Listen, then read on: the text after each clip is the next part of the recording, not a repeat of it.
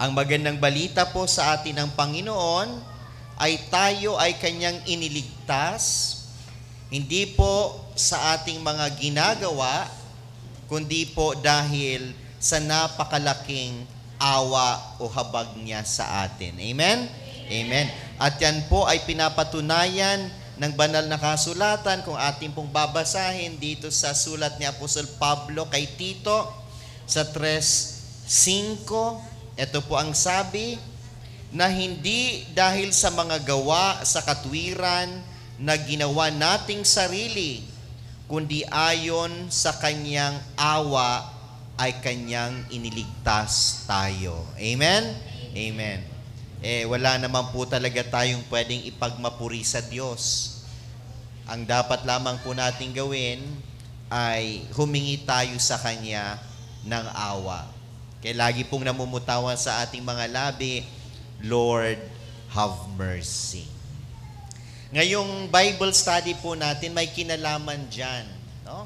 Sapagkat makikita natin sa kasaysayan ng ating kaligtasan, in the history of salvation, sa kasaysayan ng pagliligtas ng Diyos, lagi pong umiiral, hindi ang Kanyang katarungan, kundi ang Kanyang habag. Amen?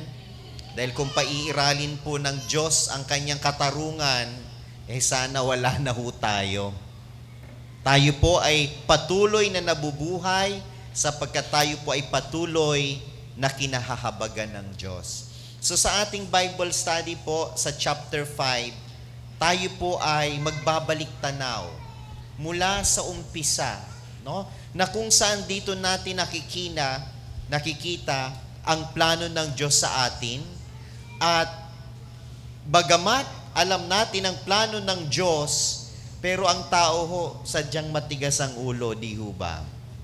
No? Tayo ay sumasalangsang sa plano ng Diyos. Kaya nangyari po yung pagbagsak ng tao, no? The fall of man, nung ang ating unang mga magulang ay nasadlak sa kasalanan, no? At ang kalagayan na ito ay namana natin. Ito ang tinatawag nating original sin. The state, no? Yung kalagayan na kung saan meron tayong mga makasalanang struktura sa mundo, no? At yung ating inklinasyon, yung kagustuhan natin na hindi ito pa rin ang plano ng Diyos, kundi sunurin ang ating mga sarili, lalo na yung ating masasamang pita. No? So God's plan and the fall of man. Babalik tanawin po natin ang kasaysayan ng kaligtasan. Do you believe, sisters and brothers, that God is perfect?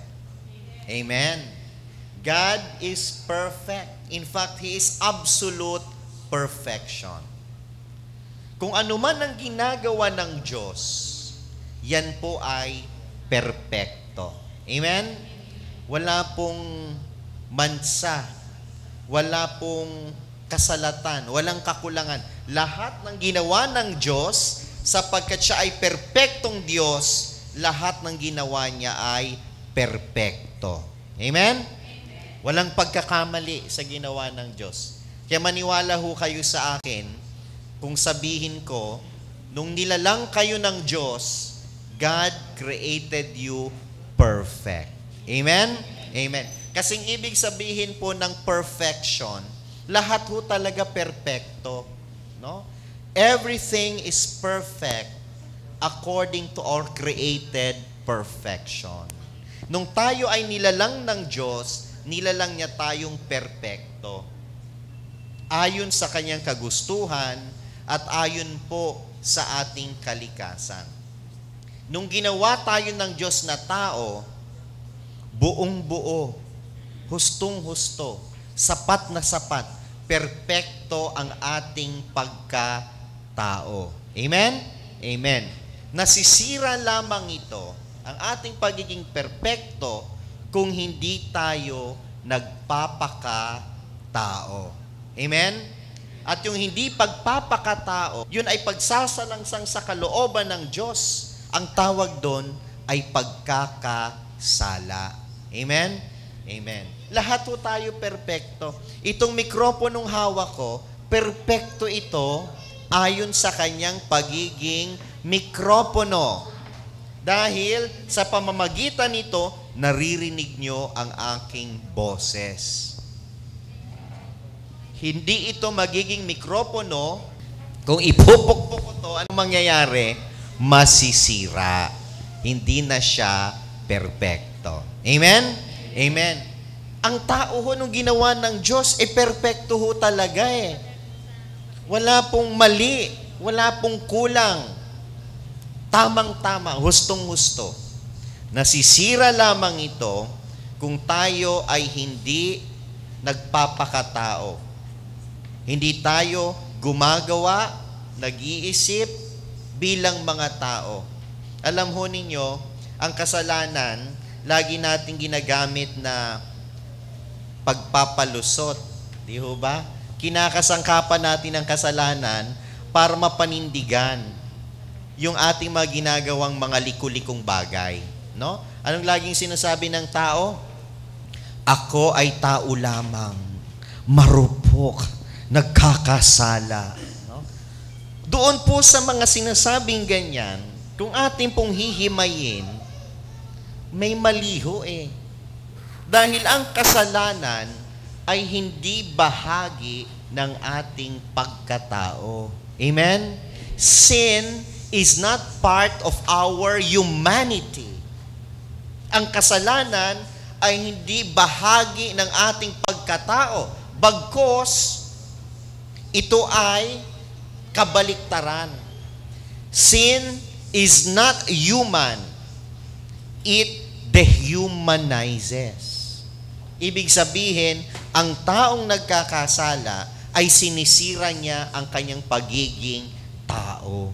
Amen? Look at Jesus. He is perfect man because He is sinless. Amen? Amen. Kaya nga ho, di ho ba, ang tawag natin sa mga makasalanan, halimbawa yung corrupt na senador o congressman, di ho ba hindi na tao ang tingin natin sa kanila? Pasintabi ho sa mga buwaya. Ang tawag natin sa kanila buwaya yung taong yan. Di ho ba? Because he is no longer acting as a human person, but as an animal. May mga taong walang kabusugan. No? Anong tawag natin? Para namang baboy yan. Di ba? Yung mga gumagawa ng mga karumal-dumal na krimen, hindi natin maituring na tao di ba?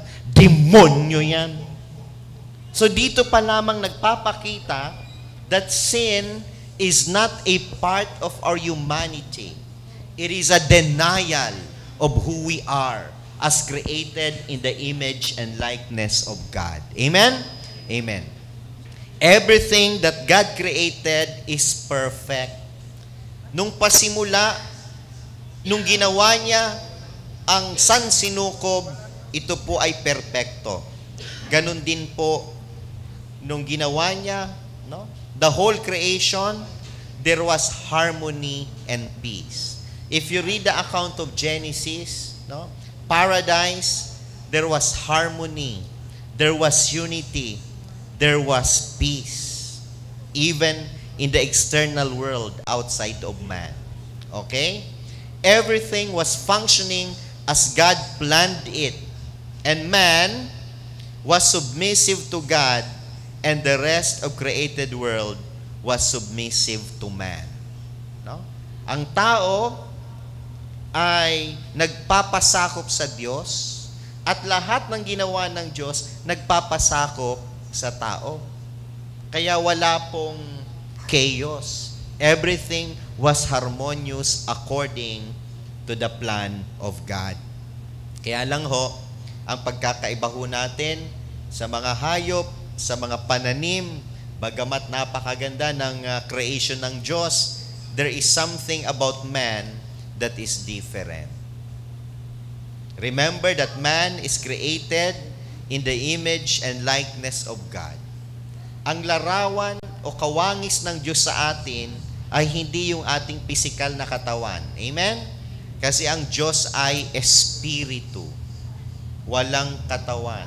Nagkaroon lamang siya ng katawan nung siya ay naging tao sa pamamagitan ng ating Panginoong Hesukristo. Alright.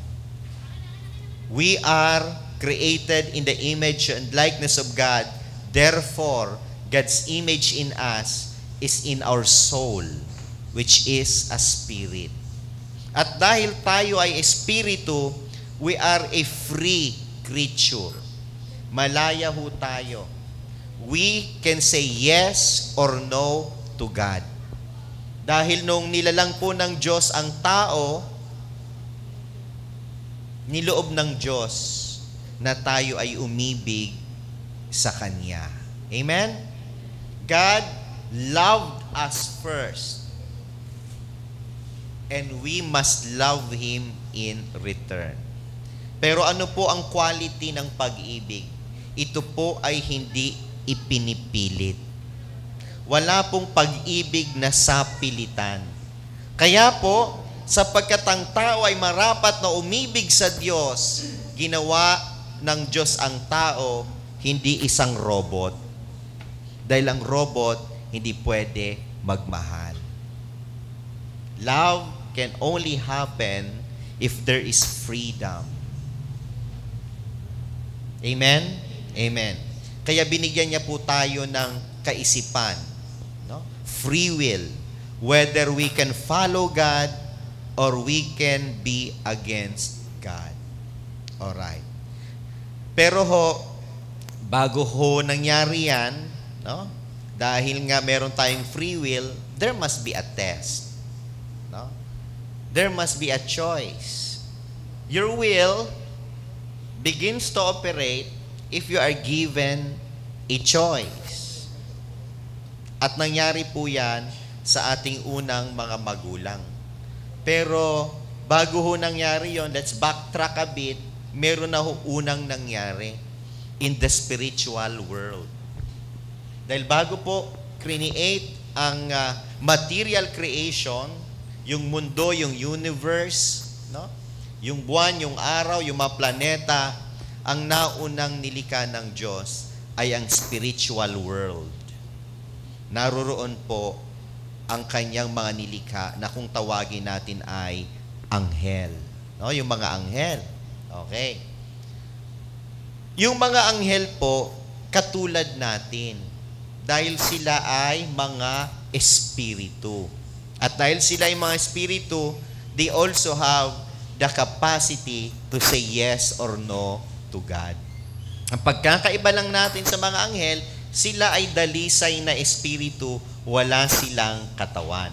Ang tao, espiritu na may katawan. We are embodied spirits. Kaya po ang pagkakaiba ng anghel, once they made a choice, once and for all, that is irrevocable. Ibig sabihin, kung sa Diyos ka, sa Diyos ka. Kung kalaban ka ng Diyos, kalaban ka ng Diyos. At that instant that you decided for or against God, that will not change anymore. Why? Because being a pure spirit, the angel has a very clear mind. Klaro sa kanya. Hindi niya kailangang mag-aral. Amen? Hindi niya kailangang mag-experience. Alam niya mismo kung sino ang Diyos na pwede niyang sundin o pwede niyang hindi sundin. Ang tao kailangan nating matuto, no? Kailangan nating mag-aral because meron tayong material na sangkap. Kaya ang tao, ang pagkakaiba natin sa mga anghel, kapag tayo ay nadapa, pwede tayong bumangon. Amen?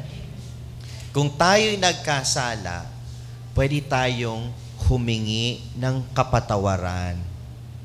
Pwede po tayong magbago. Back to square one, ika nga. At yon ay hindi pwedeng gawin ng mga anghel. Dahil klarong-klaro sa kanila. Lalo na yung kanilang leader, no? na si Lucifer. Napakaganda ng kanyang pangalan, no? Lucifer. Sa Latin, ang ibig sabihin nun ay the bringer of light. The morning star. Bakit kanyo? Kasi sa lahat ng mga nilalang ng Diyos, ang pinakamaganda ay si Lucifer. Ang pinakamaliwanag, pinakamatalino, si Lucifer. Siya ay isang seraphim, napakalapit sa trono ng Diyos. Kaya nung siya'y nagrebelde, alam na alam niya ang consequence nun eh. Dahil sa kanyang kapangyarihan, sa kanyang ganda, sa kanyang liwanag, nabulagan siya. Mga kapatid, hindi ito bago sa atin eh. Tayo rin eh. Kapag nakakuha ng kapangyarihan, bagamat maliit lang na kapangyarihan, pumapasok sa utak. Amen? Ang dami kong kilalang ganyan. Nag-iiba. Nagkaroon lamang ng kakarampot na kapangyarihan. May mga taong dahil sa ganda ay nabubulagan. How true? Imagine, kung ang isang napakatayog na nilalang katulad ng isang anghel na si Lucifer ay maaring magkaroon ng ganitong pag-iisip, sino pa kaya tayo? But again, the difference lies in the fact that we can repent. We can retrace our steps. Ang sabi dito sa Isaiah chapter 14 verse 12, ito po ang sabi ng propeta patungkol kay Lucifer. How are you fallen from heaven, O Lucifer, son of the morning? How are you cut down to the ground, which weaken the nations? For you said in your heart, I will ascend into heaven, I will exalt my throne above the stars of God, I will sit also upon the mount of the congregation in the side of the north. I will ascend the heights of the clouds, I will be like the Most High. No? Isaiah chapter 14 verse 12 to 14. Ang yabang. Amen? Gusto niyang ikudeta ang Panginoong Diyos. Aakyat siya sa tugatog ng bundok. He will be like the Most High. Tandaan ho ninyo itong mga binabanggit ng kalaban dahil yung ganyang uri ng kaisipan is still alive and kicking hanggang ngayon. No? Mamaya makikita nyo yan pagdating sa temptation kay Eve. Ganun na ganun pa din. Hanggang ngayon mga kapatid, hindi po nagbabago ng pamamaraan ang dyablo. No? Alright. So Satan rebelled. And together with him, no, were other angels. Merong sumunod sa kanya. At yan ay nadidescribe dito, no, sa Book of Revelation. Okay. Titingnan po natin dito yung pagkakadescribe sa Book of Revelation. Pagkaraan nito ay sumiklab ang digmaan sa langit. Naglaban si Arkanghel Miguel kasama ang kanyang mga anghel at ang dragon. Kasama naman ang kanyang mga kampon. Natalo ang dragon at ang kanyang mga kampon at pinalayas sila sa langit. Itinapon ang dambuhalang dragon, ang matandang ahas na sa pangalay Diablo o Satanas, na dumaya sa buong sanlibutan. Itinapon siya sa lupa, pati ang kanyang mga kampon. Itinapon si Satanas at ang kanyang mga kampon. Ang nakipaglaban sa kanila ay si San Miguel Arkanghel. Gusto ko lang po sa inyo ikwento kung ano ang nangyari. Ito po ay hindi nasusulat sa Biblia, pero ito po ay opinyon ng mga teologo, pero yung opinyon na yan, may pinagbabatayan sa salita ng Diyos. Alam niyo ho kung anong nangyari. Kasi ang Diyos alam niyang mangyayari. At nasa plano ng Diyos na ang kanyang bugtong na anak ay magkakatawang tao. Ipinakita kay Lucifer at sa lahat ng mga anghel ang isang sanggol. Human. Sanggol na tao. At ang sabi niya, sambahin niyo. Kung ikaw yung pinakamataas na klase ng nilalang ng Diyos, anghel, espiritong dalisay, marunong, anong mararamdaman ninyo? Nagpupuyos ang damdamin ni Lucifer. Hindi niya maatim na sumamba at maglingkod doon sa isang sanggol. No? A very weak, helpless baby. At yung sumunod na utos, pinakita yung nanay nung sanggol, kalong-kalong yung baby. Ang sabi, paglingkuran nyo yung babaeng yan. Parangalan nyo ang babaeng yan. Doon na umalagwa si Lucifer.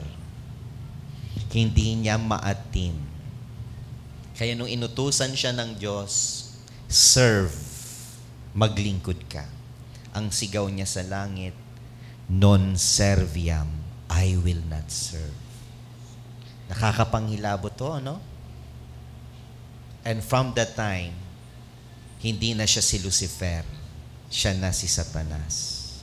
Alam niyo ho yung nangyari, may kumontra, maliit na tinig. Nung sinabi ni Lucifer, hindi ako maglilingkod, yung maliit na tinig nagsalita, who is like unto God? Sino ang kaparehas ng Diyos? Wala tayong karapatan. Amen? Yung maliit na tinig na yon ay nanggaling kay Arkanghel Miguel.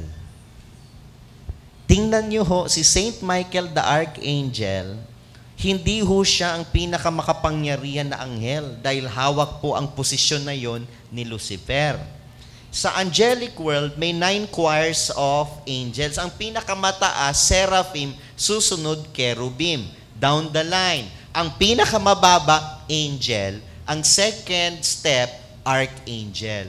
Si Saint Michael ho, archangel lamang. Amen? Nasa pangalawang palapag lang. Sa baba. Ang pangalang Mikael is a question, who is like God? Siya yung tumutol. Sa kababaang loob, sinabi niya, sinong katulad ng Diyos? Ang kapal mo, Lucifer. Dapat kang sumunod. It is only the humility of the angel Michael that defeated the pride of Lucifer. Amen? Notice, humility is the greatest power in the universe. Kaya natalo sa digmaan si Lucifer. Remember, this is spiritual warfare. Tandaan ho ninyong nangyari dahil yun din ho ang gagamitin ni Lucifer na pangtukso. Alright. And because of that, naipatapon siya, the devil came into the world. And they saw the plan of God. Napakaganda ng paraiso. Nainggit siya. Dahil hindi na sa kanya yon. Puno siya ng galit. Nagpupuyos ang kanyang loob. Gusto niyang sirain ang plano ng Diyos. Dahil hindi na yon para sa kanya. No? Nung gumawa ang tao, ang Diyos ng tao, tayong lahat ang papalit sa lugar ng mga anghel na sumama kay Lucifer. Lalo siyang nag-uulol sa galit. Amen? Inggit na inggit siya. Okay. And so, because of his envy, alright, according to the book of Wisdom, chapter 2, verse 23 to 24, for God formed man to be imperishable. The image of his own nature, he made him. Ginawa tayo ayon sa wangis ng Diyos. But by the envy of the devil, death entered the world, and they who are in his possessions experience it. Dahil po sa malaking inggit, pumasok ang kamatayan. Bakit pumasok ang kamatayan? Dahil pumasok ang kasalanan.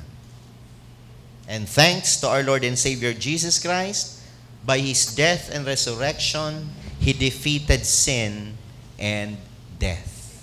Amen? Amen. Alright. Now, anong ginawa nitong dyablo? Tinukso ang ating unang mamagulang, si Eva. Pansinin ho ninyo kung gaano ang galit ni Satanas sa kababaihan. Okay? Kahit po sa mga exorcisms, no? Karamihan na magiging biktima ay babae. Galit na galit siya. Di ba? Kasi babae, yung ipinakita sa kanya na paglilingkuran niya. Kaya punong-puno siya ng galit sa kababaihan. Okay? Lalong-lalo na nung sinabihan siya na babae ang dudurog sa kanyang ulo. Okay? And we know that happens to be the Blessed Virgin Mary. Tingnan po natin kung paano yung pangtutukso. How Satan deceives man. Una sa lahat, can we read Genesis 3, verse 1 to 3? Ang ahas ang pinakatuso sa lahat ng hayop na nilikha ni Yahweh. Minsay tanunong nito ang babae, totoo bang sinabi ng Diyos na huwag kang kakain ng anumang bungang kahoy sa halamanan? Tumugon ang babae, hindi naman. Ipinakakain sa amin ang anumang bunga sa halamanan. Huwag lamang ang bunga ng puno na nasa gitna niyon. Pag kami raw ay kumain ng bunga nito o humipo man lamang sa punong iyon, mamamatay kami. Okay. Napunaho ninyo, Satan distorts the truth. Hindi sinabi ng Diyos na huwag kayong kakain ng anumang prutas. Ang katotohanan, isa lang naman ang ipinagbawal ng Diyos. Remember that the devil is fond of doing this. He distorts the truth. Ang problema dito kay Eva, no? May ginawa din siya. Kinurek niya naman yung dyablo, pero nagdagdag siya. Anong dinagdag niya? Hindi namin dapat hawakan. Wala yun sa utos ng Diyos. You see? So it is the distortion of the truth or adding to the truth which is not there. No, it's so human. Okay. Pangalawa, ang dyablo, he denies the punishment. Ganun na ganun ang mga tao sa ngayon, di ba? Itinatatwa natin na merong paghuhukom. Nabubuhay tayo na parang wala ng kamatayan at hindi na tayo huhusgahan ng Diyos. Bakit may mga taong gumagawa ng kasalanang karumal-dumal? Kasi sa kanila, they deny that there is punishment. Anong sabi ng demonyo? You will not certainly die. Hindi ka mamamatay. Hindi totoo yung sinabi sa iyo ng Diyos na mamamatay ka. You will not die. Okay? So it is the denial of the punishment due to our sin. Pangatlo, yung pamamaraan ng dyablo, he motivates the woman to eat by telling her that likeness to God will be its effect. Basahin po natin ang verse 5. Gayon ang sabi ng Diyos, sapagkat alam niyang kung kakain kayo ng bunga niyon, magkakaroon kayo ng pagkaunawa. Kayo magiging parang Diyos. Malalaman ninyo ang mabuti at masama. What did you notice? This is the greatest sin of humanity. We who are humans want to be God. Imbes na tayo ay magpasakop sa Diyos, sumunod sa Diyos, ang gusto natin, tayo ay maging mga Diyos din. Amen? This is the greatest temptation of man, to be God Himself. Tingnan mo yung mga tao ngayon kung umasta. No? Akala mo sila na yung pinakamakapangyarihan sa lahat. They play God. Great nations act as if they own the world. Yung mga sobra-sobra yung yaman, how they manipulate the economy, they act as if they're God. politicians drunk with power can kill, can cheat, can lie as if they are gods. This is our greatest temptation. Yung kalimutan natin na tayo'y tao. Yung mag-asta tayo na para tayong mga Diyos. Okay? Tingnan niyo ho ngayon, even in the field of morals, yung gusto nating mag-clone. Amen? Yung gumagawa tayo ng buhay na hindi sa ayon sa pamamaraan ng Diyos, kundi sa talino ng tao, because we want to be like God. Yung kumitil ng buhay ng sanggol sa sinapupunan, okay, yung i-prevent yung conception through artificial means, we are trying to be God. Why? Because that is the tactic of Satan, because he himself wanted to be God. So, nire-reverse natin ang proseso. Alright. So, here, in this verse, Satan is introduced, no, to symbolize the power hostile to man. He is the devil. And he is not only a inanimate object, but he is a person. Si Satanas talaga ay existido. Meron talagang demonyo. And this is being denied now. Amen? Yan ang greatest temptation na ngayon na ginagawa ni Satanas. Dahil tatlo ang pamamaraan niya. Una, sinasabi niya, walang Diyos. Amen? Maraming naniwala doon. Yung mga ateista hanggang ngayon naniniwala na walang Diyos. Russia, communism, denied God. Pero hindi sila nagtagumpay. Amen? Alam niyo kung bakit? Kasi nakasulat sa konsensya ng tao, there is, written in our heart the law that says what is right and what is wrong. Kung may batas, may nagbigay ng batas. At ang tawag dyan ay Diyos. There is order in creation. Hindi nagbabanggaan ng mga planeta. Pagising mo bukas, sa silangan pa rin. No? Sisikat ang araw at lulubog sa kanluran. Hindi po nagbabago yan. There is harmony. So ang tao, alam nila instinctively that there is God. Sumemplang dun ho si Satanas. Isip naman siya ng iba, hindi sila mapaniwala na walang Diyos. Eto na lang gagawin ko. Walang demonyo. Amen? Kasi kapag sinabi niya walang demonyo at naniwala tayo, wala tayong pakialam. Di ba? There's no sense of the devil, there's no sense of sin, and at the end, tuwang-tuwa siya. Marami siyang makukuhang mga kaluluwa. Dahil hindi na tayo takot sa demonyo. So siya ay nakakapag-gala-gala, free siya, no?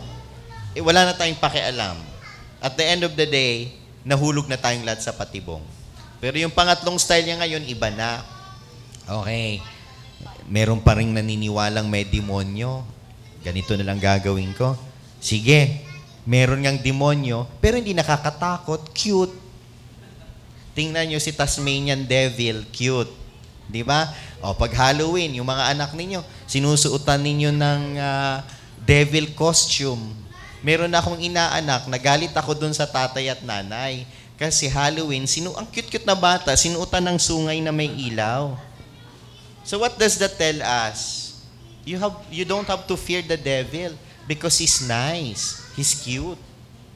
Kaya ang dami po ngayong cases of diabolical possession.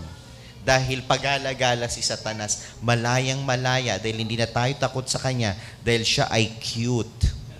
Amen? Amen. Kaya wag ho ninyong gagawin yan sa mga anak ninyo. Suotan ninyo ng costume ng santo o anghel, hindi ng mga maligno. Alright. Sin usually begins with the distortion of the truth. Lalo na po sa mga usaping pangrelihiyon, akala ho ninyo totoo, pero hindi naman totoo. Kasi lies, yung kasinungalingan, is more attractive to them. Alright. Ngayon, let's go to the fall of man. No? How did it happen? Okay? Nung ang tao po ay nagkasala, of course, he fell from grace because he refused to submit to the Lord in his desire to be his own Lord, in his desire to be own God. He ate the fruit. Verse 6. Napakaganda sa paningin ng babae ang punong kahoy at sa palagay niya masarap ang bunga nito. Nabuo sa isipan niya na mabuti ang maging marunong. Kaya't pumitas siya ng bunga at kumain. Kumuha rin siya para sa kanyang asawa at kumain din sila. Ayan. Napaka-interesante po. This is so much, this reflects human nature. Nung nakita ang bunga, maganda sa paningin. Lahat po ng nagbubulid sa kasalanan, maganda sa mata. Amen? Oh. Nagagandahan ka doon sa GRO, sexy. Amen? Uy, ang gwapo-gwapo, ang pogi-pogi, macho. Di ba? Alright. Ay, mukhang masarap maging, yung buhay mayaman. Ayoko na maghirap, kaya mangungurakot na lang ako. Di ba? Everything is pleasing to the eyes and desirable. Okay? At anong sabi? Desirable for gaining wisdom. Gusto nating magkaroon ng karunungan. Hindi ayon sa pamamaraan ng karunungan ng Diyos, kundi pamamaraan ng karunungan ng tao. Tingnan ninyong human wisdom. It is destructive. Dahil hindi karunungan ng Diyos. Ginagamit natin ang ating sariling karunungan para makapamuksa. The atomic bomb, for example. Gumagawa tayo ng mga contraceptives. Amen? Imbis na gamitin natin ang ating dunong para makadiscover ng gamot sa HIV. Ang dami nating naiimbento kung ano-anong kombinasyon ng contraceptives. Gumagawa tayo ng iba't ibang uri ng sandatang pamuksa sa tao. No? Imbes na gumawa tayo ng mga bagay na ikabubuti ng kapwa, nagiging terorista tayo. Bomba ang ating ginagawa. Karunungan ng tao, hindi karunungan ng Diyos. At yung desire for wisdom, minsan yan nag-uudyok sa mga tao na i-discover yung mga sikretong bagay. Like occult. The occult. Di ba? May mga taong gumagawa ng gano'n. Napanood nyo ba yung sa Know the Truth episode namin kay Father Josis? Napakaganda. Gusto natin ng karunungang lihim. Kailangan natin ng mahika. Kailangan natin ng kay Ramon Revilla, agimat. No? At kung sino man ang may hawak noon, may alam noon, pupunta tayo sa Mount Banahaw para turuan tayo. Di ba? O etong mga to, feng shui. Yan yung mga gusto nating karunungan eh. Gusto nating maging independent sa Diyos. Na wag mo na kaming diktahan. Kami nang bahala dito. Ano ho ang nangyari? This is very reflective. Anong nangyari? Okay? The act of eating the forbidden fruit was already submission to the devil. Mga kapatid, ayaw nating pasakop sa Diyos, nagre-rebelde tayo sa Diyos, kanino tayo nagpapasakop? Sa demonyo.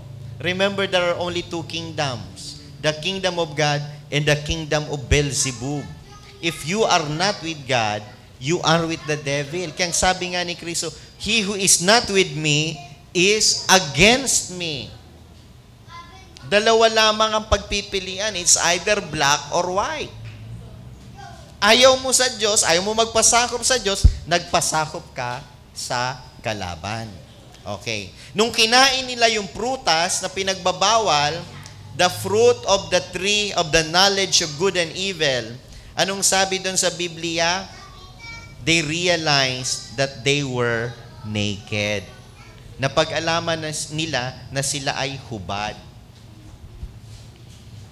Ano ho ba ang reflection natin doon?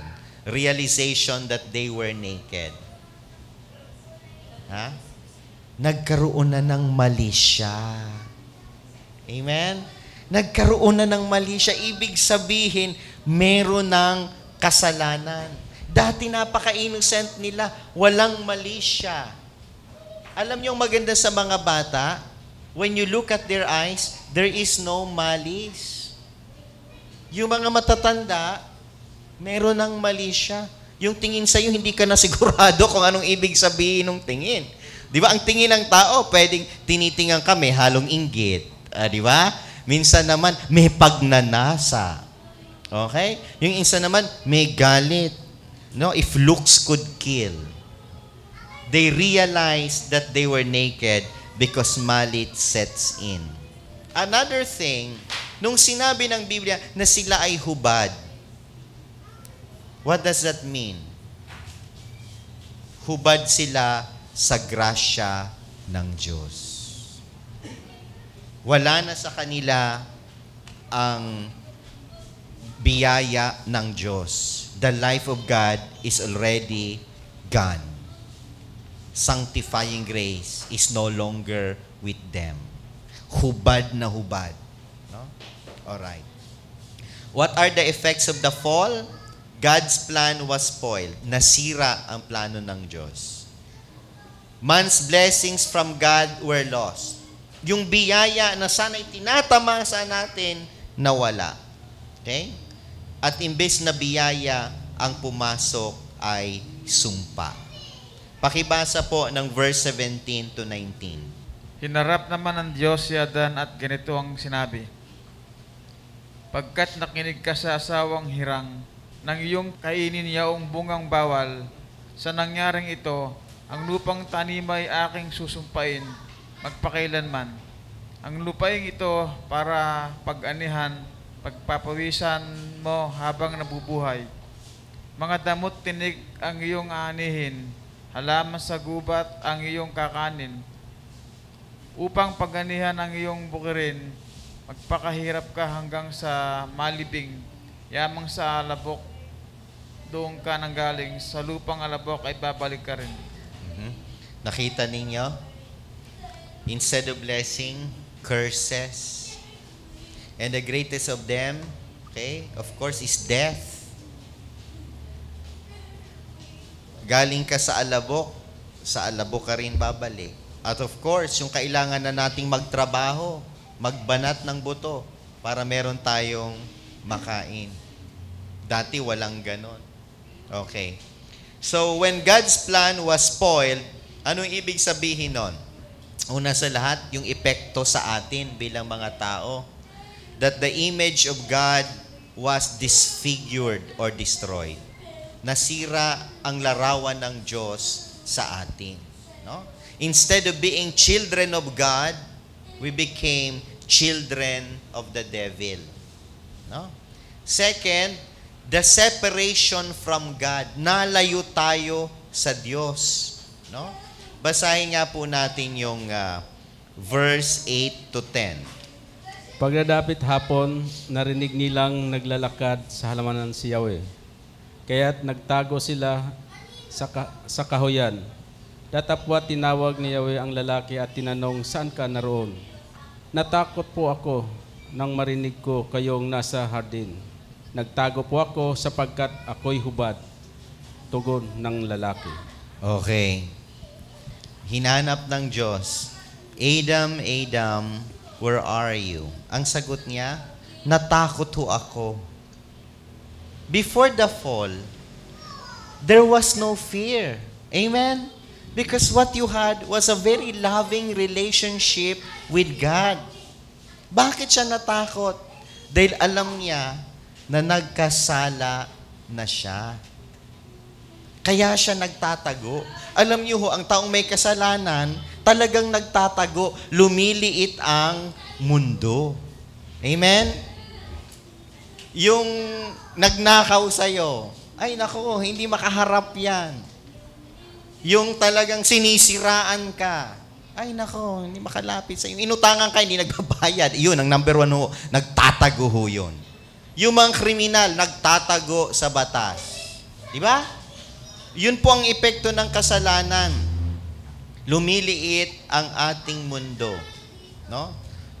Dito po sa ating binasa, meron po ditong napaka-interesting part, no? Kasi ang sabi ng Diyos, Adam, Adam, where are you? Alam naman ho ng Diyos kung nasaan si Adan, di ho ba? Amen? Kasi Diyos siya eh. Alam nyo ho, ito akin lang opinion ko lang to, pwede kayong maniwala o hindi. Nung nagtanong ang Diyos, where are you? Asan ka? Binigyan ng Diyos ng notice si Adan at pagkakataon na magsalita. Sa binasa ko ho, nangatwiran siya.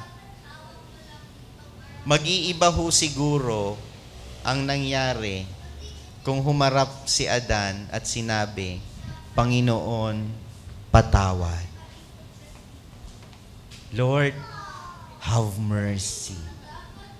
May nabasa ho ba kayong ganon? Wala. That's one very intriguing fact of history. What if they admitted their sin, confessed their sin to God, and accepted full responsibility, merged themselves to the mercy of God? Salvation history could have been different. Amen? Pero hindi po ganun ang nangyari eh. Nag-ano pa ho sila, nangatwiran. Okay, ito ho kasing babaeng binigay mo sa akin eh. Nagturo-turuan pa. Ganun na ganun ho mga sindikato, pag nahuli, turo-turuan ho yan. Alright. Na-gets po ba natin yung implication? Magsisi ka lang, humingi ka ng awa sa Diyos, siguro patatawarin sila nun eh. Remember, God is their Father. But it didn't happen that way. Okay? And because of that, they did not want to be identified with God. Pinagtataguan nila ang Diyos. They don't want to be identified with their Father. Another thing, which I think is my theological reflection, when God said, Adam, Adam, where are you? Asan ka? In relation to my covenant with you. Where do you stand now? Where do you stand before my covenant with you? Alam ni Adan na sinuway niya yung pakikipagtipan niya sa Diyos. Alright? And it resulted to spiritual death. What is spiritual death? Hindi lamang yung kamatayan ng ating katawan, kundi yung kamatayan ng ating kaluluwa. We lost the life of God in us. Alright? And then, what happened also? Loss of dominion. Nawalan siya ng control sa kanyang sarili. Yung gusto niyang gawin, hindi niya ginagawa. Okay? So, ganun po ang epekto, no, ng kasalanan sa tao. We lose self-control. Kaya kailangan po ng discipline. And outside of himself, okay, the whole world was no longer under his control. Kasi sa Garden of Eden, man was subject to God, was submissive to God, and all creation was submissive to man. After the fall, even the whole of creation was no longer submissive to him. Kaya meron pong physical evil. Bagyo, lindol, volcanic eruption, yung mga damo, no? Kasi kailangan niya magbanat ng buto. Alright? Kaya po nangyari yon. But this physical evil is there only because there is moral evil. Okay? And man has lost dominion over material creation. Okay. And the other effect is, of course, instead of blessings, there was curse and material want. Hindi na ho tayo bastante. Hindi na ho tayo sagana. kailangan na ho nating maghirap, magbanat ng buto, magpakasakit para meron tayong kainin. No? So yun mga kapatid, ang epekto ng fall from God.